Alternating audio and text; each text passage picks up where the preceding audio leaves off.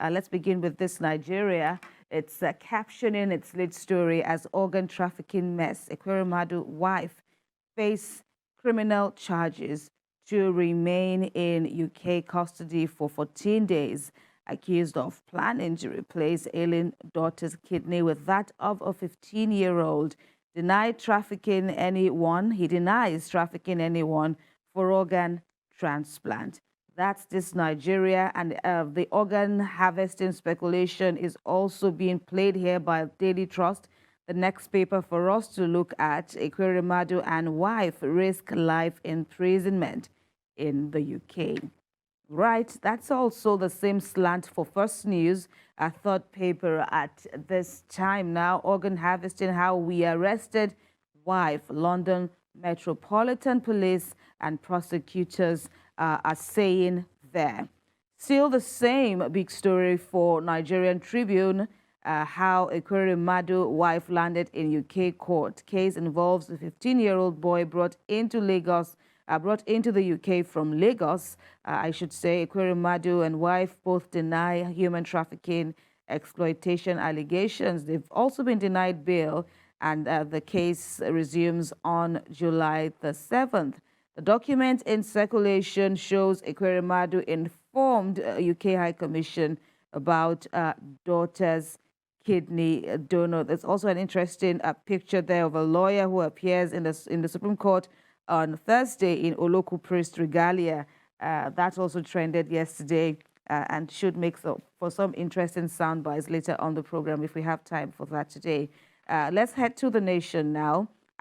Detained Ekweremadu and wife risk 10 years in jail in the UK. The couple arrested at airport in presence of High Commission officials, remanded until July the 7th over allegations of organ harvest and a host of other stories there on the front page of the newspaper, The Nation. So Vanguard now we're getting a different slant. The big story there is an update on how we nabbed perpetrators of our massacre. That's according to Amotekun in Ondo State. Arrested suspects not his swap. Amotekun source saying there recovers weapons, vehicles, nabbed 71 other criminals in 1 month. But the police, interestingly, says we are not aware of this development. Catholic Church can, as well as Olowo, said to remain silent at this time. Keep mum, Vanguard says. They should be paraded. Victim's brother. It's time for state police. Afeni Ferry is also saying there, just as Oyo government registers commercial motorcycle operators. And that's Chief Malcolm Omirobo, again a lawyer attending Supreme Court proceedings in Abuja, dressed in religious attire in reaction to a judgment of the Apex Court on use of hijab by female Muslim students in public primary and secondary schools in Lagos. So leadership now. Now is time for President Muhammadu Buhari there. He's been quoted there saying, "I can't dare Nigerians with a third term." The president addressing UK Prime Minister Boris Johnson. All right, that's for leadership. And ahead of the Osun governorship election, Nigerian News Direct is bringing up an update from APC's chairman, Abdullahi Adamu, telling the campaign council that we have zero tolerance, or should 2022, we have zero tolerance for failure. Adamu tells campaign council. The blueprint is next, still ahead of the July the 16th governorship election in Osun State. Sanwo-Olu, governor of Lagos, Ganduje Akpabio, Amechi Saraki make 86-man campaign team. Of course, we heard days back that the Lagos governor will be heading that high-powered committee. So that's that for blueprint. Daily Sun is next. Tension deepens in APC over defection plan by lawmakers. Concerned legislators insist on moves despite Adamu's intervention, while party chair talks tough on 2023 presidential poll and the Osun governorship election. To the Punch now, aggrieved National Assembly members plan showdown with governors over lost tickets. Senators who lost tickets to governors and aides plan for governorship and National Assembly battles. Governors Abiodun, Fayemi, Okowa's aides all triumph in Ogun, Delta and Ekiti, while Amosun's men lose out. Zamfara reps clinch PDP tickets after dumping APC accused ruling party of cheating. And of course, Chief Malcolm still having a field day on the front pages of the newspapers as we see more images of his interesting attire at the Apex Court yesterday.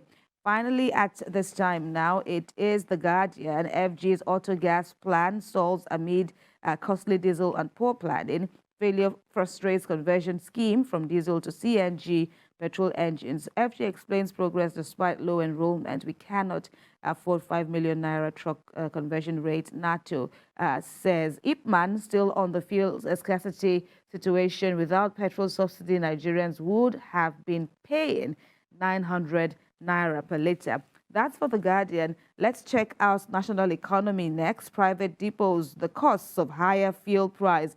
Another soundbite from Ipman there, of course, as the fuel situation rages on. And finally, at this time, it's business day. Nigeria's middle class shrinking as prices surge. So that's how the papers are, leaning this Friday morning. So much to talk about. But this interesting one from Amotekun there now, how we nabbed perpetrators of Owo massacre. And, well, they are also corroborating the position of Governor Ekweremadu that the perpetrators couldn't have been ISWAP, despite the position that's in a sharp contrary position now to that of the federal government that labeled the perpetrators as being of ISWAP origin. Of course, the Ondo state government, of course, contending with that position. Amotekun there, though the sources unnamed, is saying that the suspects they arrested are definitely not ISWAP. But then it still comes down to the raging clamor for state police, even though the police is exactly it's feigning ignorance. Exactly. And the thing is, it's not the police that arrested the people. It's not Nigerian army. It's Amotekun. The people who have no arms were the people who caught them. Those who had arms, who had great federal funding, who have equipment, who have surveillance, who have SSS, who have all of that, could do nothing. But it is the ones who are wearing traditional leopard skin of clothes as habiliment, if I use that expression, were the ones who were able to do the job. It is a mockery of Nigerian police, a mockery of Nigerian security architecture.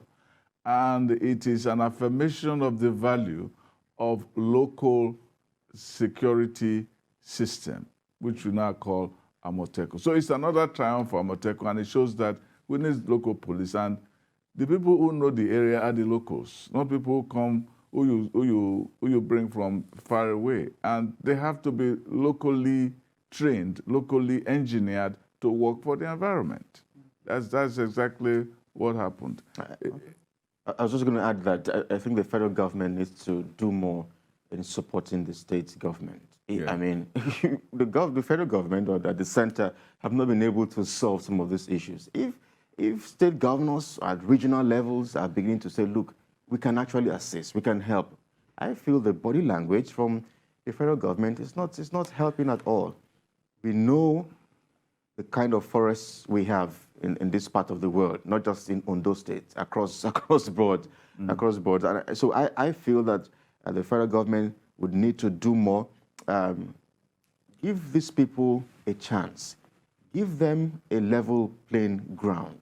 I mean, just as he has said, if the government is not even willing to allow for state police and all of that, why don't you allow this regional police, which, there have been calls for a solution for quite some time now. I know there was a back and forth with the Minister of Justice, Abubakar Malami, some time back, and even the Ondo State Governor, the governors of the West and even the southern part of the country. And I must give kudos to even the governors of the Southwest in particular, because they have taken a very, very bold step irrespective of party lines. For instance, they have decided not to play politics with the lives of the average Nigerian who may not be able to defend himself.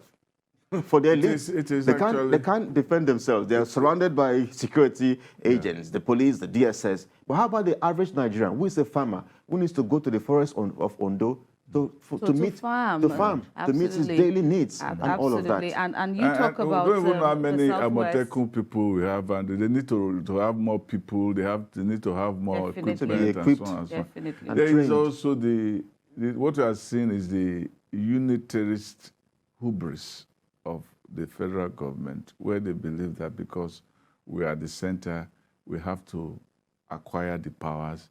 Well, you have power without enforcement. So what is justice without force? It's powerless, according to Blaise Pascal, that justice without force is powerless. So you cannot say that you have a system, and if you cannot get it, then you are powerless. But if you have force without justice, you are a tyrant. So that's what we have. I'm also interested in the story of the fellow. The fellow went to court with his traditional. While we were here discussing the Supreme Court yesterday, he was there. He was there trying to make the Supreme Court answer to his own fashion statement. His own right. To his own right.